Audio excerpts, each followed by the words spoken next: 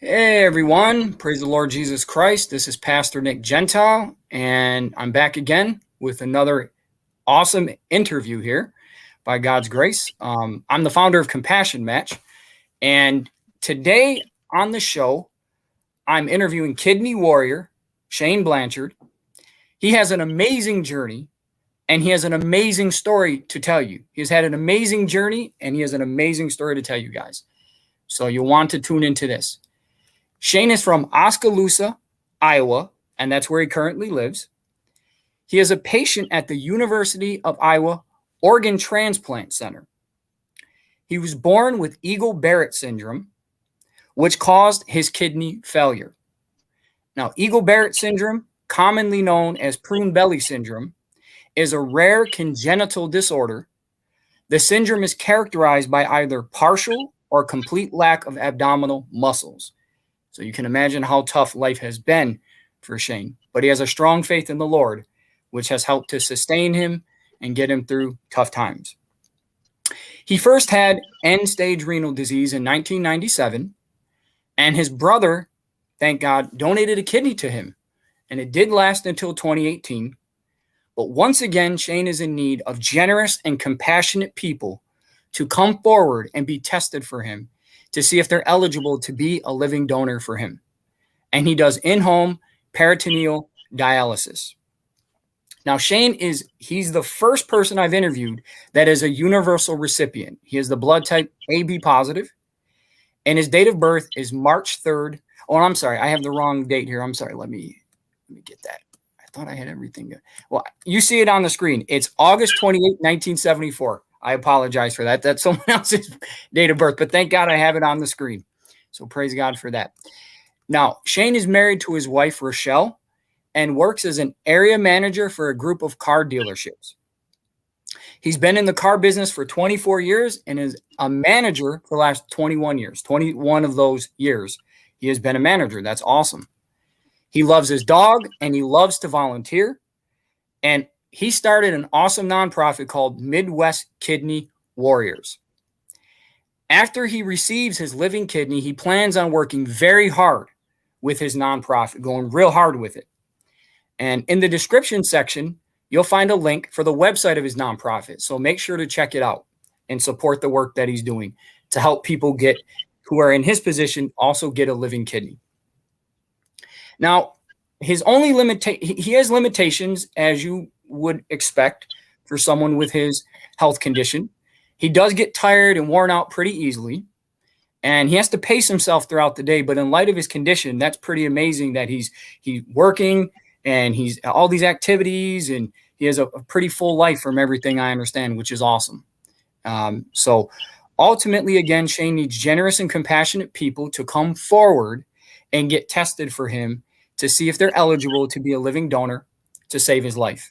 And he'll share a story. That's the best part about these. That's why I do these, to give people a platform to share their story, to advocate on their own behalf. You hear from them. It's much more powerful than hearing from me. So the hope is that people will come forward and get tested from him. At least one special person will come forward, and hopefully many more to get tested to be his hero by giving him the gift of life. And remember, guys, all it takes is one person to get approved as a donor to be Shane's hero, and you could be that one person. You could be that one. So don't count yourself out and say, well, what can I do? You just never know. Okay. And you see the information scrolling at the bottom of the screen. That's the number to call. You can type that in, and the link to that information is in the description section of this video. So you can click on it and you can fill out the health history questionnaire and get started from there. And then the hospital will contact you. They'll reach out to you. Now, about me, a little about myself. By the grace of the Lord Jesus Christ, in 2019, I donated my kidney, one of my kidneys. It was my left kidney. After 10 and a half years of my pursuit to be an altruistic kidney donor. And a little over a year later, in November of 2020, I was blessed to be able to donate to a friend who was dying of liver disease. By donating 70% of my liver to him. And by God's grace, it's fully regrown. I'm 8 months pre-op, and I feel great. And that gentleman is also the person I donated to is doing great. And although I was thankful and very blessed by the Lord to be able to donate both, to be a double organ donor, to demonstrate his love to other people in need for his glory. I wanted to do more than just be a donor. I wanted to make a greater difference. So after donating my kidney, I created Compassion Match to help people in need of a kidney transplant and now in need of a liver transplant, to find living donors, as well as to help educate the public about chronic kidney disease and liver disease, and advocating for living kidney and liver donation. And I have many projects in the works, so stay tuned. And actually just finished one. I got my website up and running, compassionmatch.org. It's in the description section of this video, and it's a lot of really great information on there. So check it out if you get a chance. So here are some facts about chronic kidney disease, or CKD, an end-stage renal disease known as ESRD. According to the Kidney Fund, 37 million people in the United States are living with chronic kidney disease. The term chronic kidney disease means lasting damage to the kidneys that can get worse over time. If the damage is very bad, your kidneys may stop working. This is called kidney failure or end-stage renal disease. So real quick, I do this every show to educate people, but also to promote an organization that I'm very passionate about called the Urban Kidney Alliance. So I'm going to screen share the website right now. Okay. And you see it's there. Very nice. And I read this part, knowledge is power. So what is chronic kidney disease?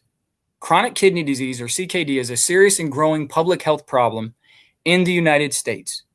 CKD is a condition in which the kidneys become damaged, decreasing their ability to filter the blood and remove water and waste products. Wastes then build up in the blood, harming the body. When kidney function decreases to less than 15%, a patient has kidney failure. Kidney failure that requires dialysis or kidney transplant is often referred to as end-stage renal disease, or ESRD. More than 20 million Americans aged 20 and older may have CKD.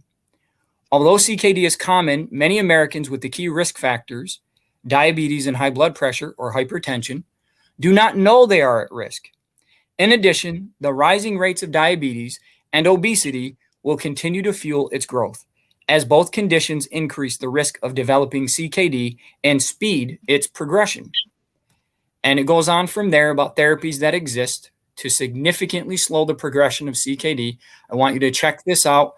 And if you go to the homepage, you can purchase his new book, Steve Belcher, How to Survive Outpatient Hemodialysis. You just go to the urbankidneyalliance.org website. I have it in the description section, and you can purchase the book through the website. And so now I'm going to stop sharing that, and I'm going to read just a little bit more. Okay, according to the National Kidney Donation Organization, these are the statistics on the homepage of the website. An average of 3,150 or 3,150 new kidney patients are added every month. 13 people on average die every day waiting for a kidney. And in 2019, these are the last numbers that they've collected, 24,273 people received kidneys. And currently there are over 100,000 people awaiting a kidney. And Shane is one of them. So now, without further ado, I want to introduce to the listening audience, Shane Blanchard. Shane, thank you for agreeing to do this interview. How are you doing today? I'm doing wonderful, and thanks for having me on. I greatly appreciate being here, and I appreciate you walking in your calling to do this, and to do this for people like myself that are going through kidney disease, and I appreciate your work. Well, brother, I'm just thankful I could help in a small way and give you a platform to tell your story. This is my favorite part about this. It's all about you. So with that said, tell your story. You're the best person to do that. Don't leave out any details that you believe people need to know. Make Sure. your strongest appeal to people, letting them know how desperate your situation is and that you really need a living kidney donor. So now I'm gonna get off the screen, and all people are gonna see and hear is you. Sure. So, yeah, like Pastor was saying a little bit ago, I was born with a rare disorder called Eagle-Barrett Syndrome. What that basically means is I was born without abdominal muscles. One of the side effects of being born with out abdominal muscles is your urinary tract can be out of whack. So when I was an infant, very young age, I had to have reconstruction on my urinary tract. Another issue with that is going to be kidney failure. That's a prominent thing with people with Eagle-Barrett Syndrome. One question I get asked is that, okay, so if you have that disease and I give you a kidney, does that mean the kidney I give you is going to go bad? No. The kidneys that I were born with were bad from the beginning. They lasted me 22 years. I'm 47 now. The first kidney I got was from my brother when I was 21 years old. I went into kidney failure and I was 22. And he gave me a kidney and it lasted me 23 years. Kidneys typically can last 10 to 15 years. Some people can last longer. It just depends on the recipient. And then also you want to make sure you're taking care of them as well. But it lasted me 23 years. And then I did have a second kidney transplant in 2019. I got that from Brad Hendrickson, who's my best friend. He's a pastor in Fairfield, Iowa, runs an organization called Treehouse. He's a great guy, but through no fault of mine or his own, that kidney did not work when they hooked it up. And there was some issues that went on after the surgery that caused a lot of issues for me with some infections and some bleeding into my stomach. And things went really bad at that time. I was in the hospital for about 6 months fighting for my life. And so this last year has been a lot of rehabilitation and a lot of coming back from that. I was doing in-center hemodialysis for the last year and a half. The reason I was doing the in-center is because I had so many surgeries. The last time I had about 13 operations from that transplant going wrong. And so I had a lot of scar tissue and a lot of healing. They did not think I was going to be able to go back on peritoneal dialysis. I've been praying to God to be able to go back onto peritoneal dialysis. Been praying to God to get healed up so I could go back onto peritoneal dialysis. He answered that prayer. I've been training this week and I'm going back on to peritoneal dialysis. Tomorrow night I start. So that is a blessing from God that I'm able to do that, and that my abdomen is healed up so quickly and so well from all those surgeries. So that's a big sigh of relief and a big answer on a prayer right there. But like anybody on dialysis, it shortens your life. It doesn't really shorten your life. What it does is it allows you to live, but it does shorten your life too. Because if I didn't do dialysis, I would die probably within 6 months, maybe less than that. Anybody would that's in kidney failure. So what dialysis does is it just keeps us living for a little bit longer. Some people can go 10 years, 15 years. Some people can't. Some people can't even go 2 years or 3 years. How long can I go on peritoneal dialysis? I don't have a clue. I don't know. I might be able to go 10 years, but I don't know. What I do know is that if I get a kidney, I could probably live another 20 or 30 years and live a normal life and not be tethered to a machine every night from 9 o'clock until 7 o'clock in the morning, 10 hours of peritoneal dialysis. On top of that, I've got to live a certain lifestyle of eating and diet and fluid intake and medications and shots and IV infusions. There's a lot on the side that goes along with peritoneal dialysis. It's not a normal life that anybody would want to live, but yet it's a life that we are living and that I am living. Am I grateful for it? Yeah, 100%. Do I feel bad about something I'm going through like this? Not at all. I think it's a testimony that I can use for other people out there to see that, people go through this and that there's light at the end of the tunnel for this. And that's why I want to get a kidney transplant, is I want to use my testimony. I want to use my story to bless other people and to help other people. That's why when Pastor talked about at the beginning, Midwest Kidney Warriors, that's one thing I want to do is once I get transplanted is I want to help other people find kidney donors and use my background in marketing and sales to get the word out for them on social media and through advertising so people can get a kidney. My blood type is AB positive. I am universal. The negative part is because of all those surgeries I went through and everything last year is I have high antibodies, 99 out of 100, which means the likelihood for me to get a donor is going to be 1 out of 100 matches, which is not good. So I need, basically how my doctor explains it is I need 100 people to come through for me to get a donor, or I need somebody to come through for me to do the exchange program, which is where you give a kidney in my name. It can't come to me, it'll go to somebody else, and then I get brought to the top of the list and I could get a kidney within 30 to 60 days. So those are kind of the two hopes that I have right now. Cadaver is very unlikely for me. because I do have such high antibodies, and I have those high antibodies because of blood transfusions. So that's the situation I'm in, and that's a little bit of my story and where I'm at right now. So anybody that's out there, see it in your heart, pray about it, be led. I would love to have somebody out there to be a hero for me and to come through and to give me more time on this earth, to be with family and to work in my career and to help other people and bless other people. So, and I want to thank the pastor for giving me a time to come on and say that. So I appreciate that so much. Amen, brother. That was awesome. Very powerful. And guys, again, 100 people, 200 people, 300 people, 1,000 people, come forward. Get tested. The information scrolling at the bottom of the screen. That's what you need to know. And the link to the donor screen page where you fill out the history health questionnaire is in the description section of this video. You just click on it, it'll take you there. Then you fill out the information and the hospital will get in touch with you. Or you can call the number. It's scrolling at the bottom of the screen. From my experience as a donor, they prefer you fill out the history health questionnaire and then they'll get in touch with you, because if you call them, they're going to tell you fill out the history health questionnaire anyways. So you might as well just do that first. But you can do it either way. It's up to you. But the information is there. It's also in the description section of this video. The phone number is there as well. And again, 100 people at least come forward. We want more than that. We want 1,000 people, because this brother wants to live and he has every right to. And, you know, God is in control. The Lord is sovereignly in control. We know that. But, you know, we have to take action. Faith without works is dead. We're here stepping up. Shane told the story. But, I mean, that's just the tip of the iceberg. You know, the story is obviously there's much more to it than that, but he's telling you guys he's in great need. And what I want to show you guys next is for those who do come forward or who are interested, who are thinking about it, maybe you pray about it, maybe you've already prayed about it, and you're seeing this and you're like, wow, this is perfect. You know, this is a divine appointment in a sense. I want to go over the living kidney donation process as someone who went through it multiple times. And then by the grace of God in 2018, I was chosen as a donor, and then I eventually donated in 2019.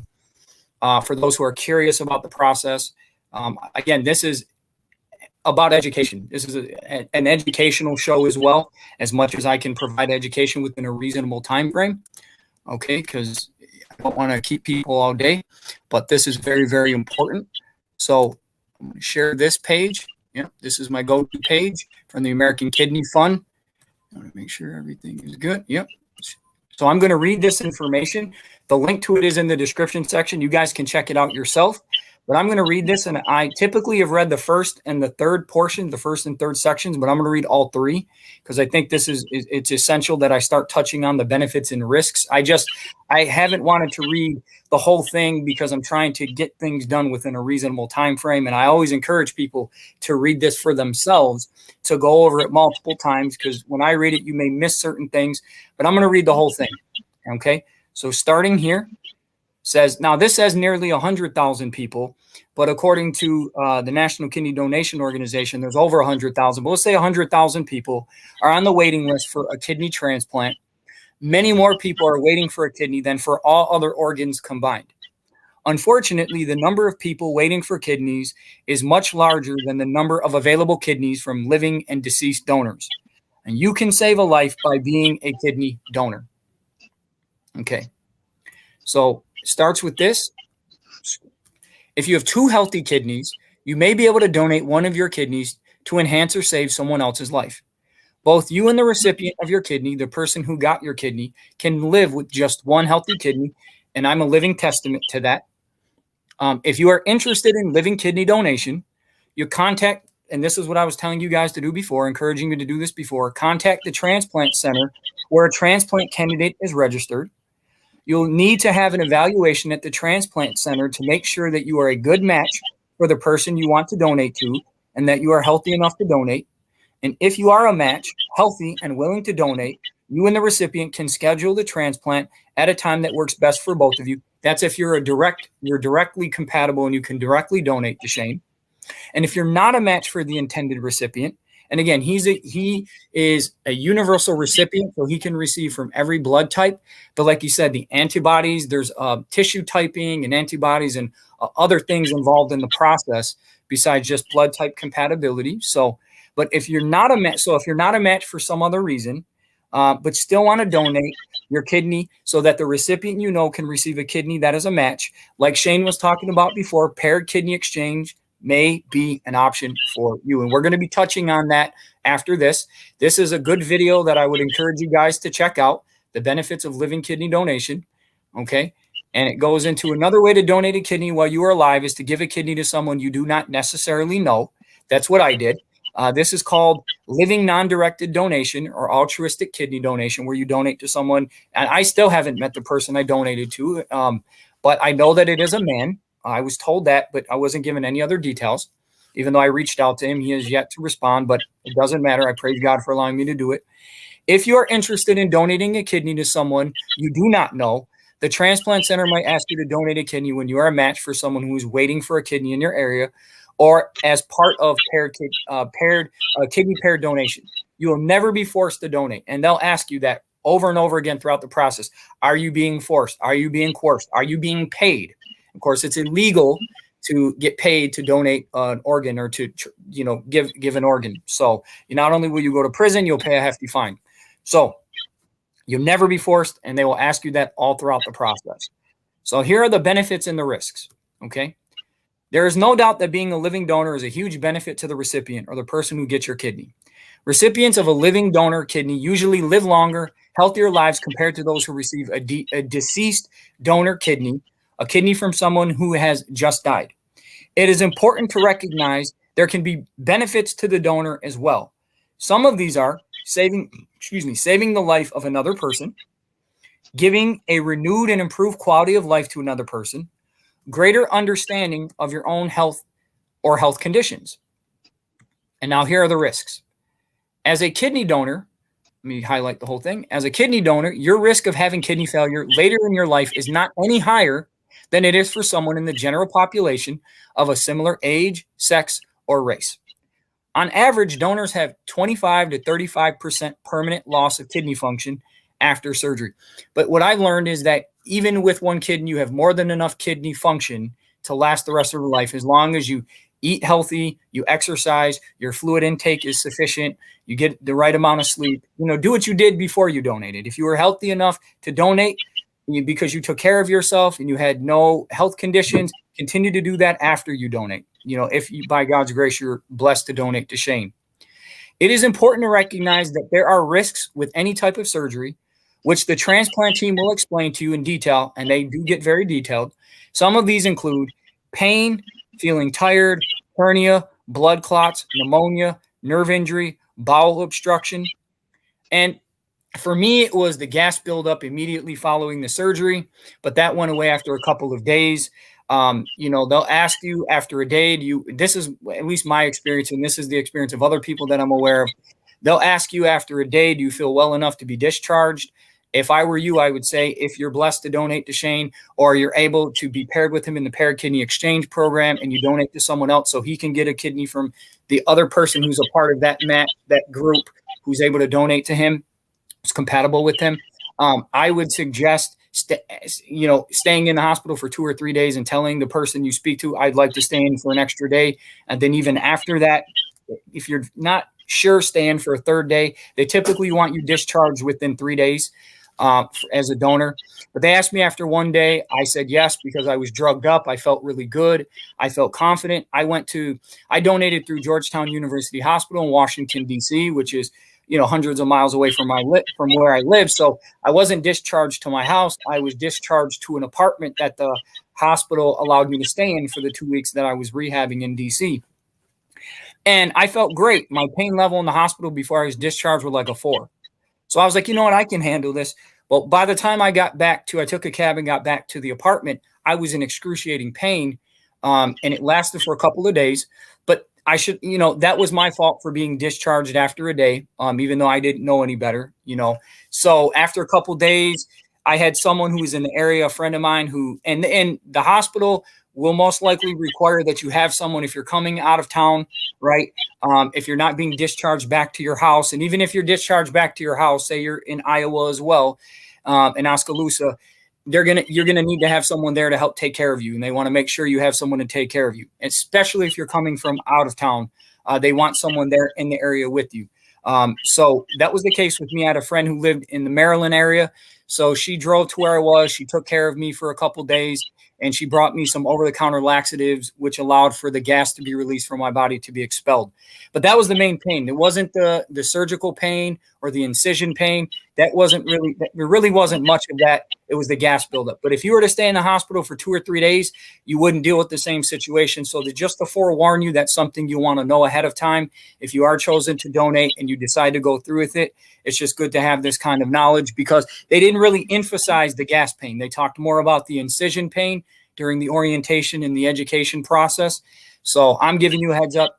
Gas pain can be really, really bad. And it was worse than any pain I've ever experienced. And I actually had a parasite infection, which was terrible. So anyways, just some education there, guys. So some people who donate an organ may experience anxiety, depression, or fear after the surgery. Financial stress can also come as a result of donation, as you may need to take time off from work. Talk to the transplant team during the evaluation process to find ways to manage these stresses. And I'm going to be sharing information regarding, wage reimbursement and time off of work and insurance and all of that in a little bit. Okay, so now to this part, the living donor surgery. If you want to be a living donor, you will need to have a medical exam with blood tests to be sure you are healthy enough to donate a kidney. Some of the tests may include blood tests, and you'll have to have initial blood drawn, and either the blood or if you go to a hospital in your area or you go to a lab, they'll typically test it and send the results to the hospital, to Shane's hospital. And then also you'll have to, because they have to determine, okay, what's going on with the blood and if you're a fit candidate to move forward. And in addition to that, in terms of the urine test, for me, and I'm assuming this is the way it is at every hospital, you have to do a 24-hour urine collection. So if you were to submit the urine remotely, you say you're in New York like me and you want to help Shane, you would bring it to a lab, you collect it for 24 hours, you bring it to either a local hospital or a satellite lab. They would test it and they would send it to Shane's hospital, and then they'd get the results. Or if you were able to go to Shane's hospital for all the testing that you see here, the pap, if you're a woman, pap smear, gynecological exam, colonoscopy, screening test, all of that, you would then submit the 24-hour urinalysis collection, the urine sample, to the hospital, and they would do the testing themselves. So it just depends on, how you go about doing it. But these are the other tests, like I said: pap smear, gynecological exam if you're a woman, colonoscopy if over age 50, screening test for cancer, antibody test, which is what Shane mentioned before, X-ray. They do chest X-ray, for instance, electrocardiogram, EKG, which looks at your heart, and other image testing like a CT or CAT scan. So they do a whole bout of tests that you have to go through, and they draw a lot of blood, a lot of vials of blood. They do it multiple times because they have to make sure that you're a fit candidate, that you're compatible or not compatible. It's a very thorough process, but they do it for your own good, and they do it for Shane's good. Or for whoever you would be donating to, if you're paired with Shane in the Paired Kidney Exchange Program and you're not able to donate to him directly, but someone else. They want to make sure that you're healthy enough and that everything looks good, and they're looking out for your best interest. They're also guarding themselves because they don't want malpractice suits or anything like that. But they are genuinely looking out for you. And, throughout the process, if you deal with them, especially long enough, you develop a relationship with them, and they genuinely come to care for you. So now, if you are found to be healthy and your antibodies and blood type are well matched to the person getting your kidney, you may be approved to donate your kidney. Okay. Now the surgery, this is the final part. Most kidney transplant surgeries are done laparoscopically, and that's how mine was done. A laparoscopic surgery is a new surgery method that uses very small cuts on the body and a thin lighted tube to look inside the body. And a laparoscopic kidney donor surgery, the surgeon makes small cuts on the donor's stomach, and the kidney is removed through an incision just big enough for it to fit through. This operation takes 2 to 3 hours. Mine took longer, but it's not as long as the liver transplant surgery that I went through, and it's a lot less invasive. And that's why it's not as long. And a kidney donor usually spends 1 to 3 days in the hospital recovering, like I was saying before. And the recovery period after laparoscopic surgery is much shorter than after a traditional open surgery, where they open you up in the midsection. They do a midsection or a middle incision, or they do like a hockey stick incision for a liver transplant surgery. So they open you up and then they cut the liver and all that with the kidney. They go in, they remove the kidney, and then they transplant it into the recipient's body. So it's a different situation. And there are also fewer complications with laparoscopic surgery. So before the use of laparoscopic surgery, that's how they did it. They did the open surgery with a midline incision. Okay. So I'm going to stop sharing that. And so do you have any thoughts, Shane? Anything to share before I move on to the next section? Because I want to go into the paired kidney exchange program in a little bit of detail. Sure. What I was going to say is, I was lucky enough to have my surgeon on a show with me. And just so people know, one of the things he said is he wants people that get on the table to make sure they're going to be just as healthy when they get off the table. So everything that he was reading is so true. They want to make sure that you're not going to have any side effects. And in fact, a lot of people find out that they have something going on that they didn't know about before from these tests. So that's how thorough they really are. And as a recipient myself, I don't want anybody to be in any risk whatsoever to donate to me. So I appreciate that the doctors are very, very picky and really drill down deep before anybody donates. In fact, I don't even accept people to donate to me that have children under the age of 18. So just so you know, if you're out there thinking, I won't do that because I don't want anybody that has young children that could develop a disease later on. That's just my own personal thing. But that's just how much I don't want people to be at risk donating to me. So, so I'm glad that you went through all that so people understand. And the paired exchange is probably going to be my best bet. So I'm interested for you to go through that. Yeah. And, I ended up donating it's like the paired exchange. It's the voucher program, which I'm going to get to the last thing I'm going to touch on. And it's a paired kidney exchange in time. So, but yeah, you're right. And I actually, back in 2011, I donated in 2019 by God's grace, but it was back in 2011 where I was actually physically healthy enough to donate. And I passed the psychiatric evaluation, but they thought I was too young to donate. So they disqualified me. This was down in New York City. So they want to make sure you're the perfect candidate, in every way possible. They felt I was too young. Also, my health insurance was going to expire soon. But when I donated, I had health insurance, thank God. But at that time, it was expiring. Probably before they were going to find the match to match us up with, or the pair to match us up with. But so moving on. Yes, sir. Oh, and I was going to say, and people donating to me, and I don't know if this is true when you donated, but my insurance covers it. So financially, there's no money out of your pocket to donate. It's going to be loss of time, like you were talking about with paycheck. Yeah, I was where I'm listed at. They have things set up for people, and you're going to go through that, so I won't talk on it. But no, that's good. It's good that you mentioned that. It's very good. That's excellent. Yep. But yeah, my insurance will cover. So okay. Awesome. Praise God. Okay, so I'm going to share another page here. Okay, and now this deals with incompatible and compatible blood types. But again, Shane is a universal donor. But this is the link to this page is in the description section. So you see right here, you can see all those. Check it out. Really good information. But this is what we're talking about. This is what I want to focus on, the paired kidney exchange program. And so I'm going to read this, and then you have the diagram there, which is a really good visual. Okay, so what if me and my donor are not a match? If blood types are not compatible, or if you're not compatible for other reasons, the donor will not be able to donate directly to you. However, the donor may consider donating through a paired exchange program. Paired exchange programs allow you to get a kidney from another donor who is not a match for their intended recipient.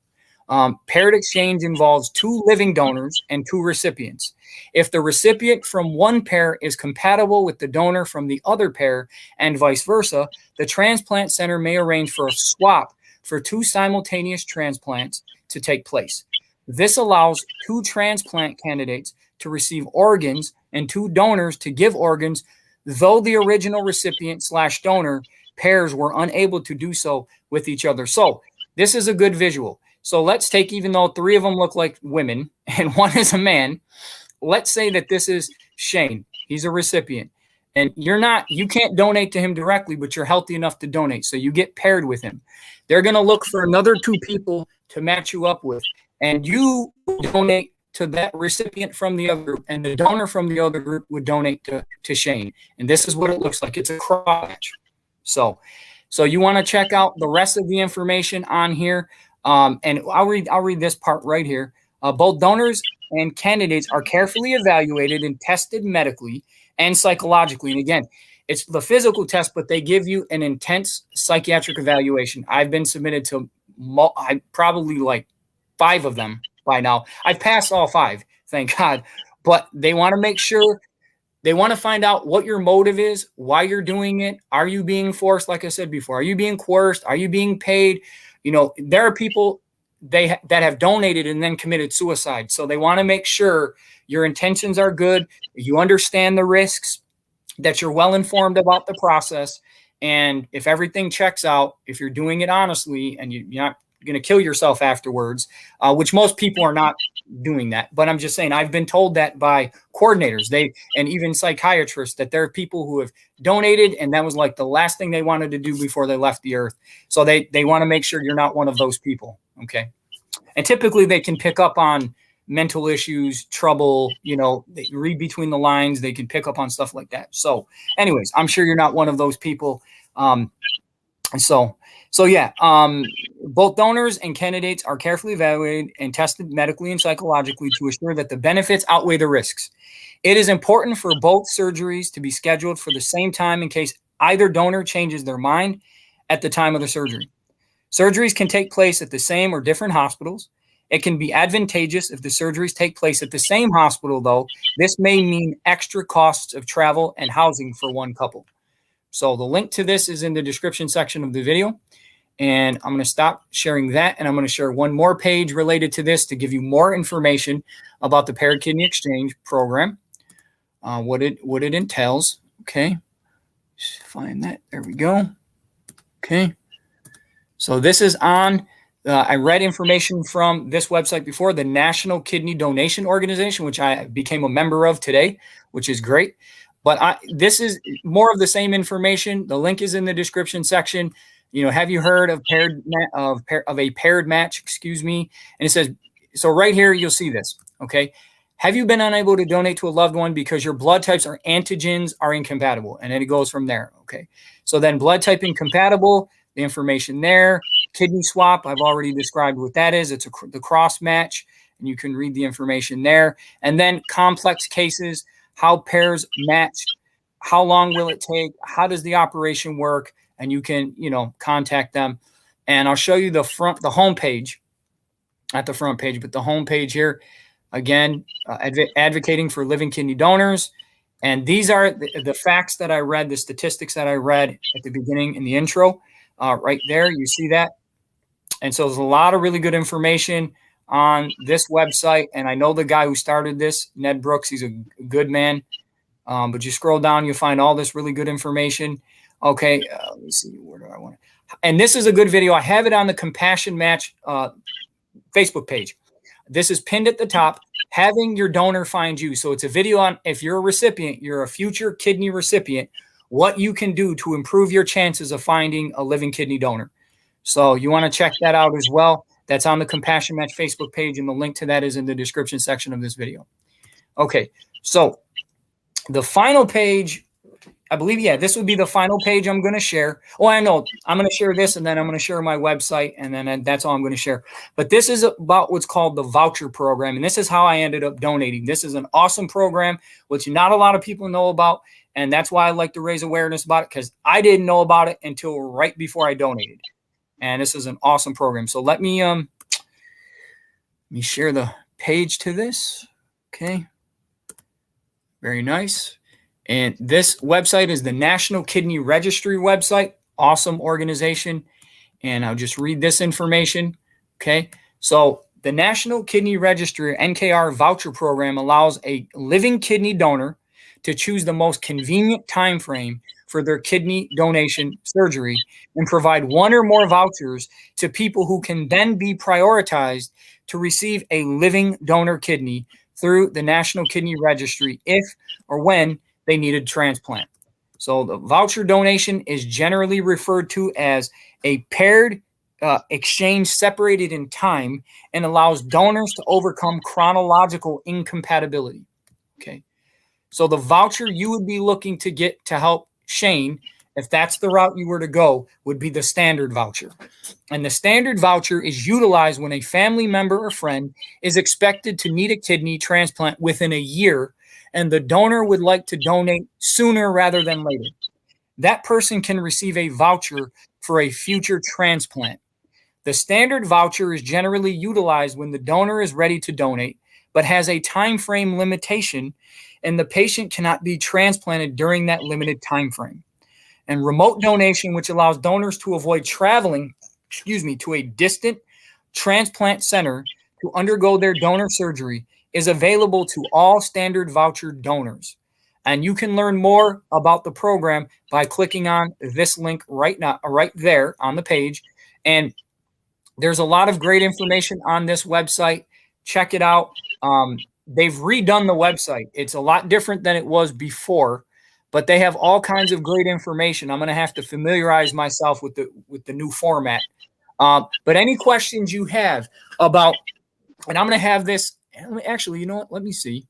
Actually, I don't have that quite on my website quite yet, but I'm going to have all the information regarding like wage reimbursement for loss of work, loss of time at work, donor insurance, even financial aid. If you have to travel from, say you're in New York State where I am, and you need to travel to Iowa where Shane is, there are organizations that will provide financial aid for you to travel. They'll pay for everything. They did that for me when I traveled back and forth from here to Washington, D.C., at least the initial period of time in which I traveled there to go and do the physical testing and then the psychiatric evaluation.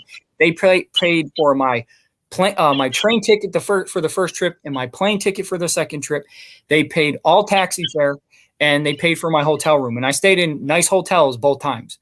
So that's information you can get in touch with me about. I'm going to have to put all that together so that I can point you to it like, okay, it's on this page, this link, check it out. But you get in touch with me and I will share that with you, because this is some powerful information a lot of people don't know about, because that's a major stressor. It isn't just getting time off of work. It's having the financial resources to be able to travel out of state or from one city to another city within, say you're in the state of Iowa, but you're not in Oskaloosa, and you don't have the means to travel back and forth. Okay. Well, they will provide you.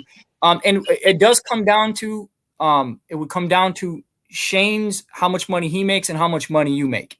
And then they'll determine if you're a fit candidate, which to me, it's like, if I didn't like that part of it, I'll be honest with you, only because it's like, I'm the one that needs the help. Not, I'm helping the person, but I'm the one that needs the financial aid. If I'm struggling, but the person I'm helping is a millionaire and I can't get it, and then you're not, and then Shane is not supposed to help you, traveling expenses and stuff like that. That's what they've told me. So anyways, putting that aside, it's a good program. Get in touch with me and I'll share that information with you ASAP. So with that said, there's one more thing I do want to share. And that is the website that I just built by the grace of God. It's compassionmatch.org. And it's in the construction phase right now. I mean, I have a lot to add to it, always tweaking it. But you see that when you come to the website, you see Save a Life. You can click on it. You go to the contact page. You can get in touch with me and find out how you can get started with the process. Our mission, and it goes down, that type of information. You can check that all the interviews that I've done so far. Shane's is going to be added to this as well. Kidney recipient profiles. So for every person that I have interviewed, I've created a profile for them. So if someone wants to donate to them directly, they can reach out to them or they can get in touch with their hospital. It's kind of a cool thing. And if I have your permission, Shane, I'd like to create a profile for you. This is what it looks like. The information I've shared like this is Thelma Warner. I've interviewed her twice. So a link to get in touch with her, facts about her situation, like what I shared during the interview with her, the information for her transplant center, the TikTok video I made for her, the interviews, and then the other profiles are down here. So, are you okay with me creating one for you, Shane? Doing that Absolutely. for you? Yeah, okay. That's fine. And in fact, Thelma, I know Thelma. She's a great lady, very, very nice lady. So yeah, she's awesome. She's awesome.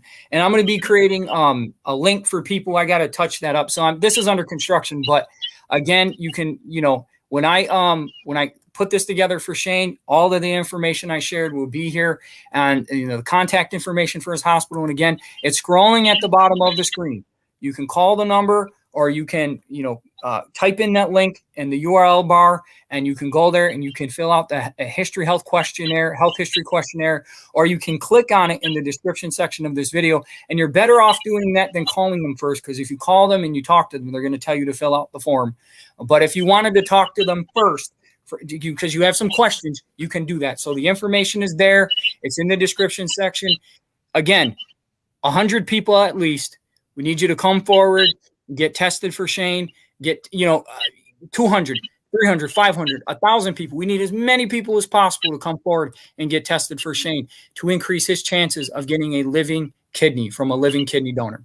So then on this, you got the living kidney donor process. And I took information from other websites. We're all, so people can go to those websites, links and stuff, but I've added their information, free resources, chronic kidney disease, educational info. You'll see that. And then some more stuff. So the link is in the description section of this video. Check it out. And I'll be adding more information. So it's going to be like a central hub of information. It's already in good shape. You can check a lot of the stuff out right now, but I'm going to keep adding stuff. But yeah, praise God for that. I'm thankful I could do that. And what else would you like to say, Shane, to those who are going to see this? I want, anything else that comes to mind. If you want to talk about your organization some more. Midwest Kidney Warriors. Yeah, and Midwest Kidney Warriors is an organization I just started, and I'm only laying a foundation for it right now. But I do have a Facebook group called Midwest Kidney Warriors that you can look up and join that Facebook group. I've got a lot of advocates that are on there. That's people like the pastor here that helps get your story out, and people that aren't so techie. I have people on there. If you're not a technology person, they can help you out with everything and do it for you too. So it's a good place to connect with advocates. It's a good place to share your story.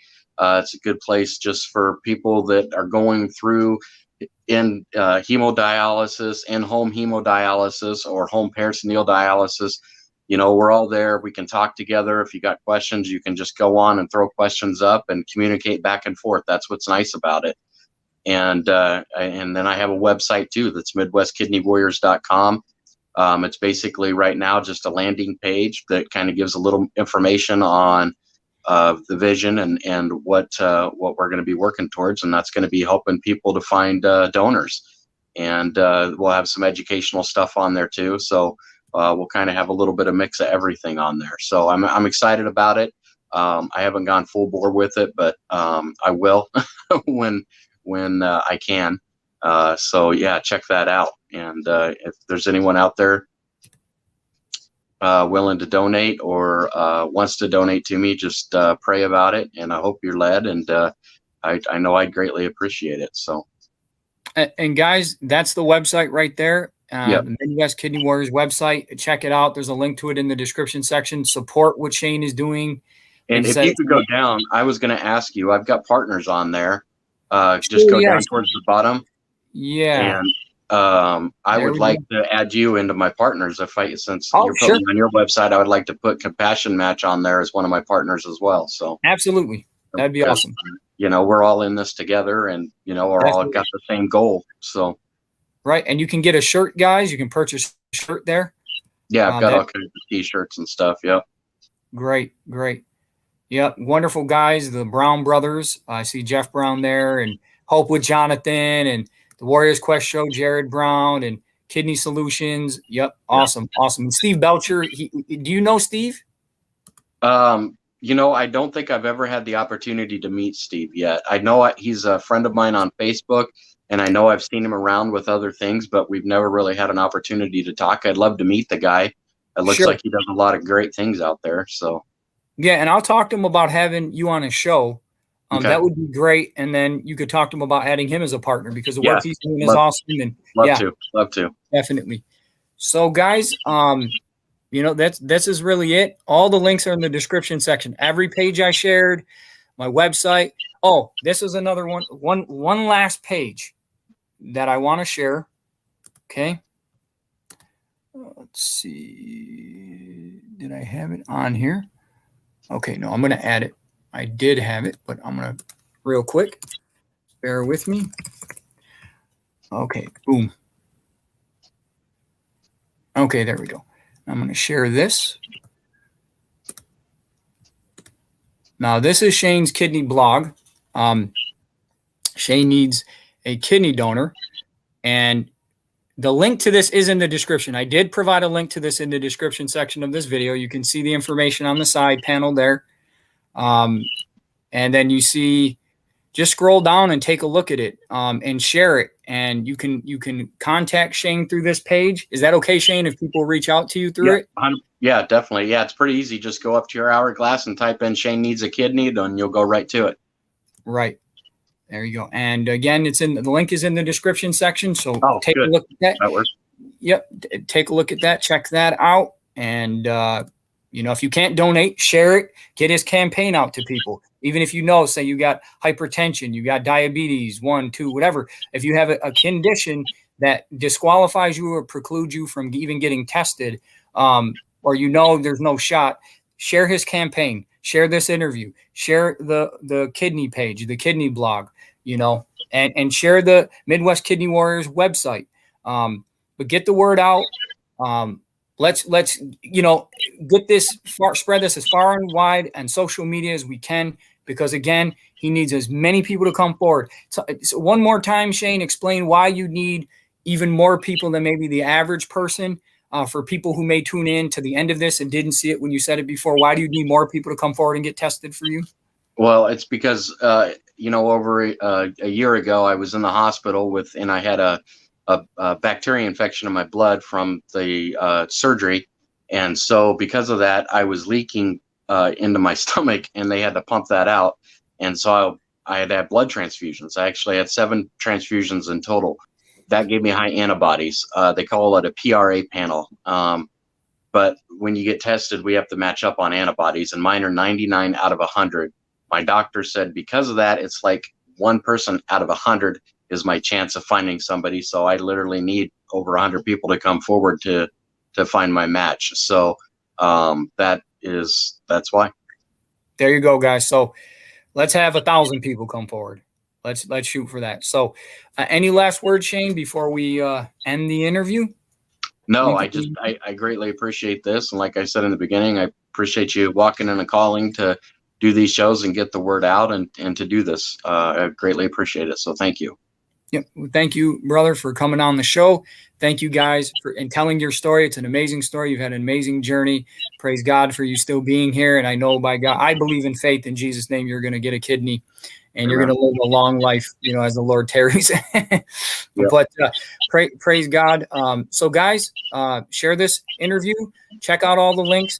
One final time, the information to get tested for Shane is scrolling at the bottom of the screen. It's also in the description section of this video. You cannot miss it, and you'll need this information, his date of birth. When you call the hospital, they're going to want you to know his date of birth. You see it, August 28, 1974. It's right there. And call.